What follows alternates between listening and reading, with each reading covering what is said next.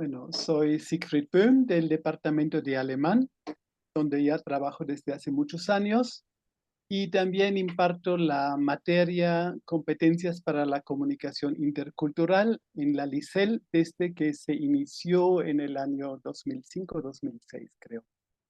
Bueno, en este año el lector del departamento de alemán, Ulrich Bauer, propuso esta materia y nos dio cursos de actualización al respecto. En la enseñanza de lenguas extranjeras siempre habíamos enseñado la cultura y civilización de la lengua meta, quiere decir que los hechos geográficos, platillos favoritos, festejos, tradiciones, etc. Mientras que en las competencias para la comunicación intercultural, en el enfoque está más bien en la comunicación con los hablantes de la lengua meta.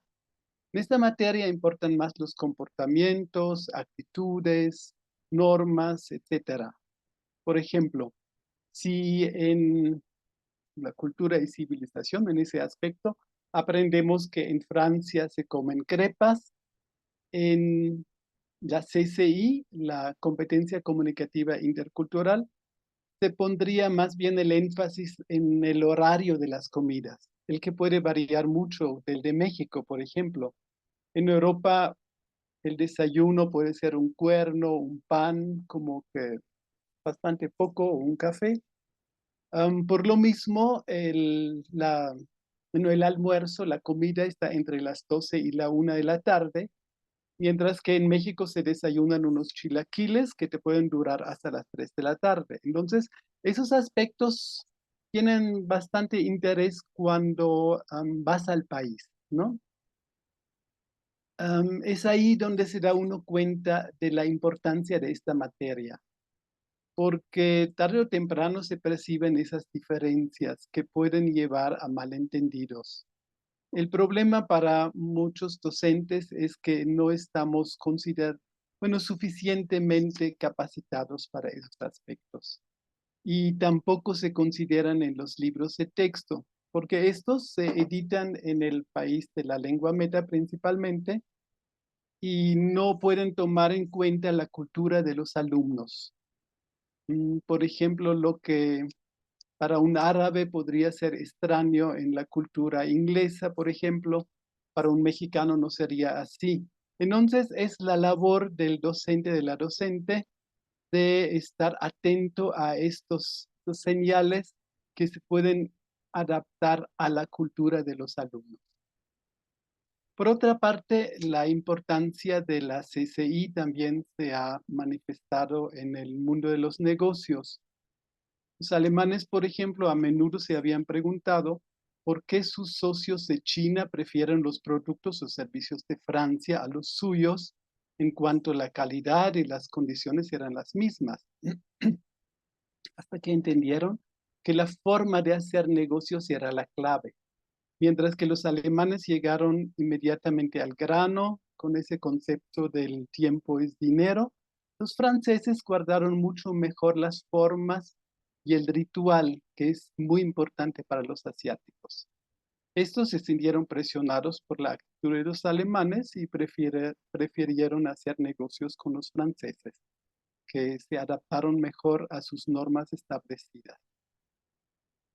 En la comunicación intercultural a menudo las diferencias pasan desapercibidas, no todo es así como tan obvio. El comportamiento distinto a veces se interpreta como personal en lugar de cultural, pero las consecuencias también pueden ser graves. Mi hermana, por ejemplo, renunció como secretaria en una empresa japonesa en Alemania porque no pudo adaptarse a las normas japonesas, las que no correspondían a las alemanas.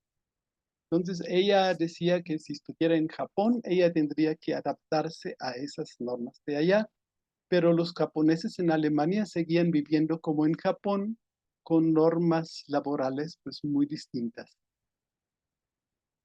En los años 60, el pionero de la comunicación intercultural era Edward Hall, con su obra El lenguaje silencioso.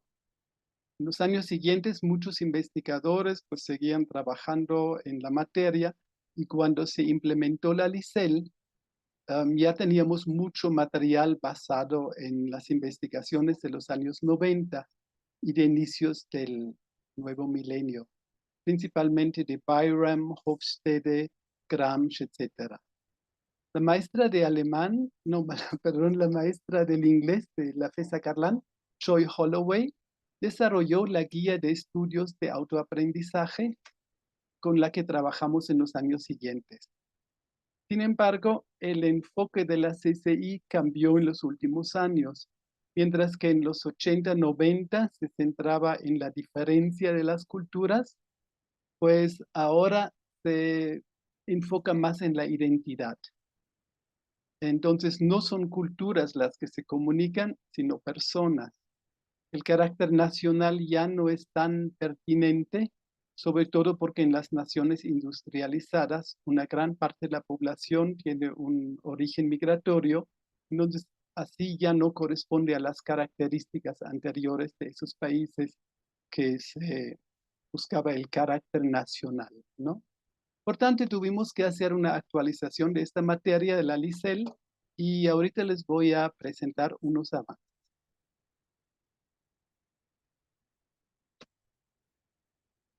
Les voy a compartir pantalla.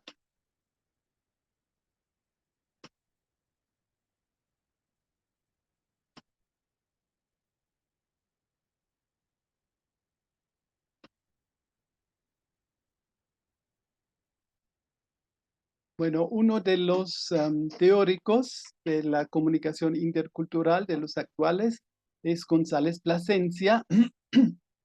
Y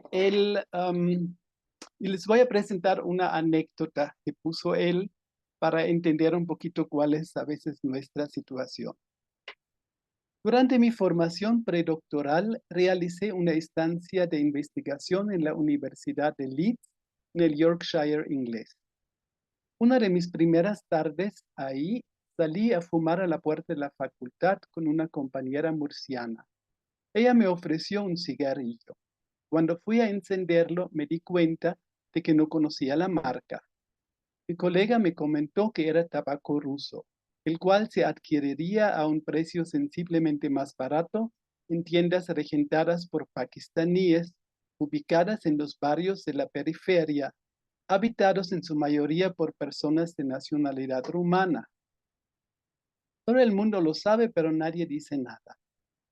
Unos días después le pedí que me llevara a comprar tabaco, y así lo hicimos. Los españoles, con sus diferencias intraculturales, en un barrio rumano del norte de Inglaterra, interactuando con un pakistaní para adquirir tabaco ruso con el inglés como lengua vehicular. Para la tienda fumamos un cigarrillo y cuando acabé tiré la colilla al suelo. Ella me comentó, por cierto, aquí da igual, pero si te ven haciendo esto en el centro de la ciudad, te multan. Bueno, es un poco la situación que tenemos actualmente, que vivimos en sociedades multiculturales y tenemos acceso a todo. No todo es tan nacional como era antes, ¿no? A partir de la década de los 80 del siglo pasado, el enfoque antropológico de la descripción de los valores culturales se amplía con el psicológico, especialmente en torno a las figuras de Hofstede, Triandis y Schwartz. Los tres toman como objeto de estudio los valores y parten de la premisa de que todos los procesos psicológicos tienen un componente cultural. Hofstede entiende la cultura como un programa o software mental que constituye los modelos de pensamiento, sentimiento y actuación de las personas. Esos modelos son colectivos, puesto que son compartidos por los miembros de una sociedad y aprendidos mediante el proceso de enculturación. Así, parte de un enfoque que considera la cultura desde una perspectiva amplia, puesto que ésta incluye no solo las actividades que supuestamente definen la mente, sino también las cosas ordinarias y cotidianas en la vida, como saludar, comer, manifestar o no los sentimientos, mantener cierta distancia física con respecto a los demás, mantener la higiene corporal, todo eso. Por otra parte, él considera que las culturas se manifiestan en 4 diferentes niveles de profundidad: símbolos, héroes, rituales y los valores. Los 3 primeros son visibles para el observador externo, mientras que el núcleo, es decir, los valores, son invisibles y más estables a lo largo del tiempo.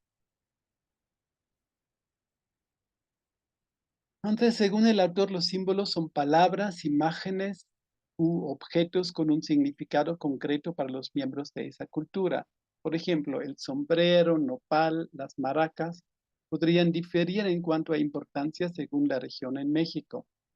Los héroes son personas vivas o muertas, reales o imaginarias, que debido a sus características son vistos como modelos para una sociedad. En la sociedad mexicana podrían ser el Chicharito, Juan Gabriel, María Félix, pero con el tiempo estos se pueden sustituir por otros. Cuanto a los rituales, estos se entienden como actividades colectivas, que a pesar de que puedan parecer innecesarias para la consecución de un fin, se consideran indispensables en una sociedad. Finalmente, los valores los aprenden los niños implícitamente desde la infancia, y la mayor parte de ellos permanecen inconscientes durante la vida de los adultos. Eso tenemos que considerar mucho en este aspecto. Bueno, eso es el primer capítulo de esta materia que actualizamos en la LICEL. Y el segundo capítulo trata de las diferentes identidades y el contacto intercultural. Entonces, el psicólogo Alan Rowland ha identificado 3 aspectos universales de la identidad que son presentes en todos los individuos: una identidad individual, una identidad familiar y una espiritual. Los grupos culturales generalmente enfatizan una o 2 de estas dimensiones y menosprecian las otras. Es decir, que alguien que tiene la identidad individual se orienta al yo independiente y podría despreciar el colectivismo y viceversa. Entonces, la identidad individual se enfatiza mucho en los Estados Unidos, en el norte de Europa principalmente. También Hofstede lo había denominado como individualismo. Y lo que individualismo en México también se interpreta a veces erróneamente por egoísmo, que tampoco tiene que ver, ¿no? Y en la identidad familiar, que es presente en las culturas colectivistas, se enfatiza la importancia de la conexión emocional y la interdependencia con los demás. En cuanto a la identidad espiritual, es una realidad que experimentan muchos pueblos de diferentes maneras. El ser espiritual en India se expresa a través de una estructura de dioses y diosas, mediante rituales, meditación. En Japón, en cambio, se expresaría a través de formas estéticas, como la ceremonia del té o los arreglos florales. En este capítulo también se hace énfasis en los estereotipos. Es un tema que también deberíamos abordar a veces un poco más en la enseñanza de las lenguas, que generalmente asociamos ciertas características o cualidades a un grupo sin conocer a todos los integrantes del mismo. Por ejemplo, sería relativamente fácil asociar características particulares a grupos como panqueros, albañiles, amas de casa, chilangos, acapulqueños, yucatecos, hondureños, católicos, marxistas, de LGBT, etc. Entonces, si una persona de cualquiera de estas agrupaciones se le acercara para entablar una conversación, seguramente la asociaría con las características previamente atribuidas. Esto me acuerdo a mi dentista, que cuando se enteró que yo era alemán, pone música clásica cuando llegó. Y realmente yo no soy muy aficionado a la música clásica. Pero siempre tenemos ya algo en mente de la persona con la que interactuamos. También se pueden formar por experiencias negativas. Si tenemos un encuentro desagradable con otras personas, podemos generalizar este desagrado incluyendo a todo el grupo según las características a las que nos enfocamos. Puesto que los estereotipos operan en un nivel inconsciente y son persistentes, las personas tienen que trabajar de manera consciente para rechazarlos. No es fácil porque tenemos una tendencia de percibir el comportamiento que corresponde al estereotipo y de ignorar el que no corresponde. Un paso más allá sería el prejuicio. Ese se refiere a actitudes negativas hacia el otro que se basan en estereotipos erróneos o inflexibles.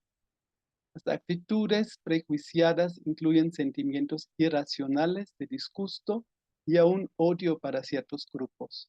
Percepciones parciales, creencias acerca de los miembros del grupo no basadas en experiencias directas o personales. A veces son de terceros. Nosotros lo damos así como un hecho. Y una voluntad para comportarse de un modo injusto y negativo al tratarse de miembros de otro. En el tercer capítulo trata de la competencia comunicativa intercultural. Guilherme considera la acción política una realidad ineludible de la CCI y la enseñanza de lenguas. La conciencia cultural crítica evidencia mayormente la naturaleza política de la enseñanza de lenguas y cultura extranjera al negar que sea neutral cuando pretende serlo. En consecuencia, él o la profesora deben centrar sus esfuerzos tanto en el dominio de un código lingüístico y cultural como en los aspectos educativos, políticos y sociales de la enseñanza y de aprendizaje. Aquí también se puede entrar todo lo relacionado con el género, que también últimamente es muy importante, ¿no? Bueno, los docentes que quieren aplicar un enfoque crítico e intercultural en la enseñanza de lenguas extranjeras deberían abordarlo desde una perspectiva interdisciplinar que enriquezca la identidad del alumno. Interesante también las señales verbales que varían mucho entre las culturas. Kamhuber, por ejemplo, comenta que en Alemania se considera más convincente a una persona que evita los complementos relacionales en su argumentación, como por ejemplo decir tal vez, probablemente, aproximadamente, etc. Mientras que en Japón se prefieren con el fin de evitar una determinación apresurada que podría llevar a posiciones opuestas y por ende a conflictos que amenazarían la armonía. Por tanto, estas formas no deben confundirse con una menor seguridad del asunto abordado. Y tenemos el ejemplo de los países árabes, ahí es importante reforzar la opinión propia. Por ejemplo, lo juro por Dios, para no despertar suspicacias de que se podría pensar lo contrario. En el mundo occidental, este comportamiento se consideraría exagerado y no muy convincente, mientras que los árabes considerarían el estilo occidental como de poca entrega, distanciado y difíciles de interpretar. En el mundo de los negocios es menester conocer los estilos retóricos de las culturas con las cuales se tiene tratos comerciales. Un tema también muy importante en este capítulo es la comunicación no verbal.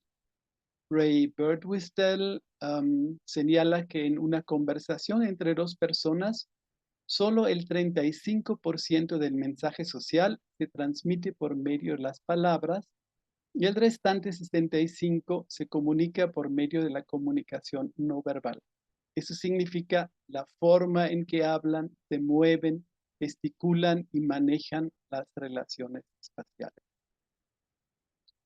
Por ejemplo, hay estudios que compararon las expresiones faciales de niños ciegos con los que pudieron ver y encontraron muchas similitudes. Aun cuando los niños ciegos no pudieron ver estas expresiones para imitarlos, ellos hicieron las mismas, lo que sugiere una base genética innata para este comportamiento. También tenemos los fenómenos paraverbales, la proxémica, como lo son la entonación, la prosodia, la velocidad, el ritmo, el acento, así como el tono y volumen de la voz.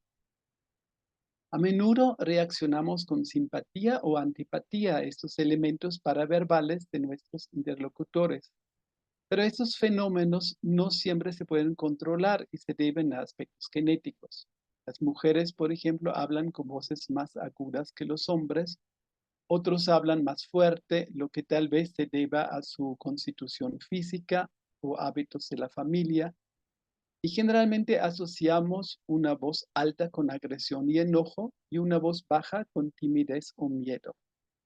Hablar rápida o lentamente puede significar alegría, nerviosismo o tristeza y aburrimiento. Las pausas también son importantes en la comunicación. Mientras que en algunas culturas denotan pena o timidez, en otras significan reflexión y respeto. Los fenómenos paraverbales pueden conducir a interpretaciones erróneas entre las culturas. Luego hay otros códigos no verbales. Por ejemplo, cuando surgen malentendidos, cuestionamos más bien nuestra comunicación verbal en lugar de la no verbal, porque podemos buscar diferentes maneras para explicar verbalmente lo que queremos decir. También podemos buscar palabras en un diccionario o pedir a alguien que nos explique las palabras desconocidas. En cambio, es más difícil identificar los malentendidos que son no verbales. Es un tema amplio y complejo y resulta difícil aprender la de otras culturas si se vive en el país propio.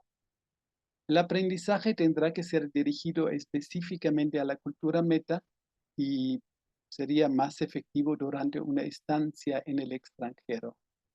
Seguramente la capacidad de observación de cada individuo desempeñará un papel determinante en dicho aprendizaje. Siempre habría que tomar en cuenta que una manifestación no verbal de una cultura no necesariamente significa lo mismo en otra. Y también en este aspecto hay que ser cuidadoso y no juzgar los movimientos, los gestos, la postura, las expresiones faciales, el contacto visual, el tacto, el vestir, los objetos y artefactos empleados, el silencio, el espacio, la noción del tiempo, los sonidos, etcétera, de una cultura diferente con las normas de la propia. Siempre evaluamos con las normas de la propia cuando no conocemos la otra cultura.